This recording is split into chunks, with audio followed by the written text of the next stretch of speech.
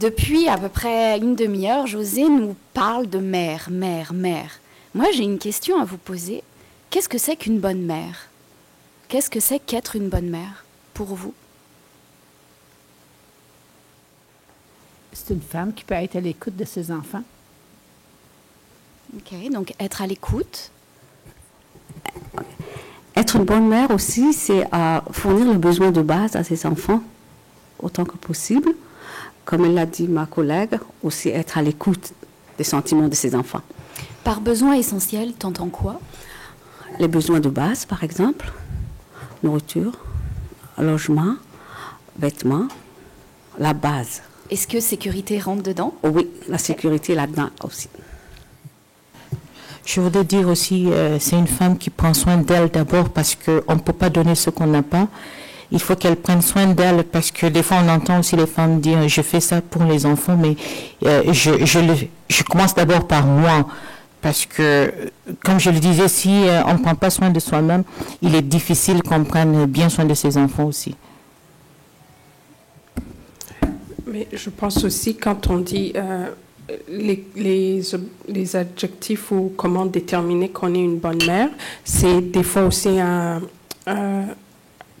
c'est un peu un jugement aussi parce que dépendamment d'où vient la mère, il n'y a pas des critères sélectifs, tu fais ça, puis tu qualifies pour une bonne mère. Et ça va handicaper les mères qui sont dans les relations abusives. Alors, qu'est-ce que ça veut dire être une bonne mère? C'est sûr qu'il y a des besoins essentiels de base que tu peux remplir, mais de là à aller dire, oh, c'est quoi une bonne mère? C'est là que la mère va être handicapée pour dire, ben, j'ai pas rempli ça, alors je suis pas une bonne mère. C'est le jugement. Déjà, elle se fait juger. Déjà, elle vit une relation difficile. Alors, moi, je trouve ça... c'est vraiment, ça peut être rabaissant, mais je ne sais pas si je peux vraiment dire c'est quoi une bonne mère, puis dire c'est quoi l'adjectif d'une bonne mère, qu'il y a des critères que tu remplis pour être une bonne mère. Est-ce que vous êtes toutes d'accord avec cette conclusion? Ok. Ben, merci d'arriver à cette conclusion, parce que c'est exactement la conclusion que moi j'allais donner.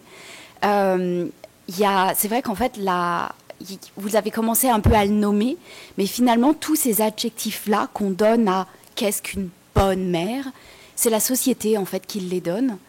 Et chacun, moi, je peux avoir mon propre adjectif, José aura les siens, et en fait, chacune d'entre nous, on pourrait en discuter, on pourrait faire une dissertation et donner des centaines et des milliers d'adjectifs pour qualifier qu'est-ce qu'est qu'une bonne mère.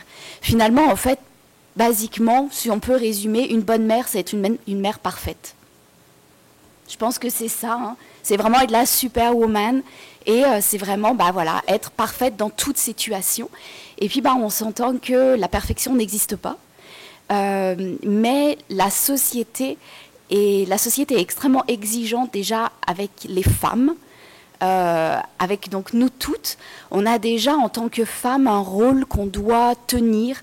Il faut qu'on travaille maintenant, c'est quand même bien de travailler. Il faut qu'on ait quand même fait aussi des études, ça peut être bien vu. Il faut quand même qu'on se marie. Il faut qu'on ait des enfants. Il faut qu'on s'occupe quand même bien aussi de la maison, parce qu'il ne faut pas trop l'oublier, etc. Donc il y a déjà tout ça. Et en plus, à partir du moment où on devient mère, on va nous rajouter une pression supplémentaire, on va avoir des pressions sociales supplémentaires sur les épaules, parce que là, on va être regardé et on va être jugé. Ça va être, on va être jugé à la fois donc, par nos personnes qui sont très proches, donc à la fois par le conjoint, les parents, les beaux-parents, et puis vraiment les frères et sœurs, etc. Et puis même, on va se rendre compte qu'on va être jugé par des inconnus, comme ça, dans la rue. Moi, ça m'est déjà arrivé, je l'avoue, quand je fais mon épicerie dans un supermarché, puis que je vois un enfant commencer à faire un énorme caprice. C'est tout de suite là. D'accord. On voit tout de suite la remarque, puis on voit un peu tout le monde comme ça qui marche, puis avec le regard un peu... Ah, si c'était mon enfant, il ne ferait pas ça. Et en fait, on se rend compte, et là, je pense vraiment ce poids-là de la mère qui doit gérer son enfant, en train de se rouler par terre devant le rayon légumes.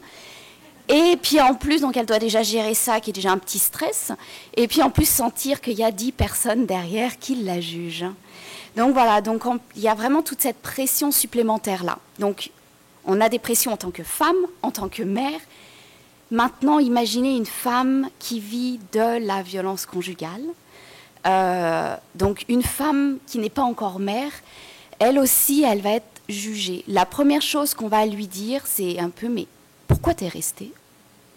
Moi, je ne serais pas restée 2 jours. Vraiment, c'est un peu catégorique. C'est moi, j'aurais fait mieux que toi, je serais partie, je ne me serais jamais laissée faire. Donc c'est généralement un peu le premier reproche qu'on va faire à une femme qui est victime de violence conjugale. Une mère qui est victime de violence conjugale, elle va en voir en plus cette pression-là. Donc pourquoi t'es pas partie plus vite? Et puis c'est, mais t'as pas pensé à tes enfants? Donc elle va avoir cette culpabilité-là supplémentaire sur les épaules. Elle va devoir travailler ça également. Donc il va falloir, à partir du moment où elle va être sortie, ou dans le processus de sortie de la violence, elle va devoir finalement travailler ce que la violence a eu comme effet sur elle en tant que femme. Mais il va aussi falloir, et ça va être extrêmement important, de travailler tous les effets qu'a eu la violence sur elle en tant que mère. Donc à la fois, il va falloir qu'elle réfléchisse à toutes les répercussions psychologiques que ça a pu avoir pour elle, toutes les répercussions, même parfois physiques. Si par exemple, comme José le disait, elle a maltraité directement par exemple l'enfant ou elle l'a négligé. Donc il va falloir aussi qu'elle travaille vraiment sur ça. Et puis ensuite, il va falloir qu'elle travaille sur sa relation avec son enfant ou ses enfants. Parce que là, je pense que toutes celles qui sont mères dans la salle vont le comprendre. Je pense que la relation mère-enfant, enfin parent-enfant en règle générale, puis mère-enfant, c'est pas toujours tout rose. Ouais, j'en vois certaines qui font non. Donc oui, tout n'est pas parfait. Puis surtout quand arrive un petit moment absolument charmant qui s'appelle l'adolescence, où moi je suis pas encore maman, mais je me souviens de ma propre adolescence et je m'excuse auprès de ma mère et ce que j'ai pu lui faire subir. Et je me prépare psychologiquement à les 15 prochaines années qui vont bientôt arriver. Parce que voilà, il y a déjà dans la relation hors violence, la relation mère-enfant n'est pas simple et il peut y avoir des moments assez tendus et assez difficiles. Donc quand on rajoute encore une fois toute la dimension de la violence conjugale, on rajoute encore une difficulté supplémentaire. Donc l'une de vous soulignait tout à l'heure le danger, c'est de faire des généralités. Donc c'est sûr qu'on ne peut pas dire que dans 100% des cas, la relation entre la mère et l'enfant sera détruite ou sera brisée. On ne va pas tomber dans ce piège-là. Par contre, je pense on peut quand même reconnaître que